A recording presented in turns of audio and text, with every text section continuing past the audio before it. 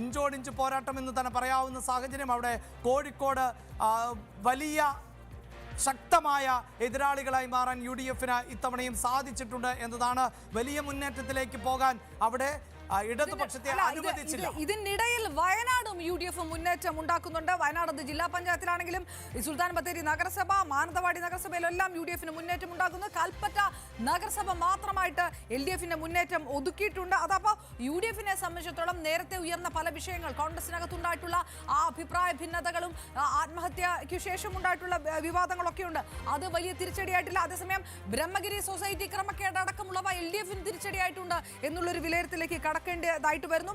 ബത്തേരി നഗരസഭയൊക്കെ LDF-ൽ നിന്ന് UDF തിരിച്ചു പിടിക്കുന്ന ഒരു സാഹചര്യത്തിലേക്ക് കടക്കുമ്പോൾ നഗരസഭയുടെ ചെയർമാൻ അടക്കം, LDF-ന്റെ ചെയർമാൻ അടക്കം അവിടെ തോറ്റ സാഹചര്യമാണ് ഉണ്ടാകുന്നത്. ജില്ലാ പഞ്ചായത്തിലും UDF വലിയ തരത്തിലുള്ള മെച്ചമുണ്ടാക്കുന്നുണ്ട്. അപ്പോൾ ഈ വടക്കോട്ട് പോകുമ്പോഴും ആശ്വസിക്കാൻ അങ്ങനെ ഒരുപാട് കയ്യിലില്ലാത്തൊരു സാഹചര്യമുണ്ട്.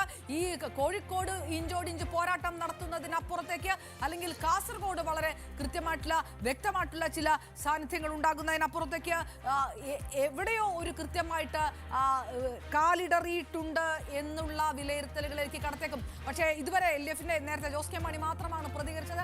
LDF-ന്റെ പ്രധാനപ്പെട്ട നേതാക്കന്മാർ, CPM-ന്റെ പ്രധാനപ്പെട്ട നേതാക്കന്മാർ പ്രതികരിച്ചിട്ടില്ല. ഏത് തരത്തിലാണ് ഇത് പാർട്ടി കാണുക? നേരത്തെ അഭിലാഷ്, നേരത്തെ നമ്മൾ പറഞ്ഞല്ലോ, ഇത് തദ്ദേശം വേറെ, നിയമസഭ വേറെ, ലോക്സഭ വേറെ എന്നുള്ള സ്ഥിരം വാദത്തിനപ്പുറത്തേക്ക് പരിശോധിക്കുമോ ഇനിയുള്ള 6 മാസം ഉണ്ടായിട്ടുള്ള സമവാക്യങ്ങളിൽ എന്താണ് പിഴച്ചത് എന്നുള്ളൊരു ചോദ്യമുണ്ട്. ഇടതുപക്ഷം എന്ത് മറുപടി പറയും?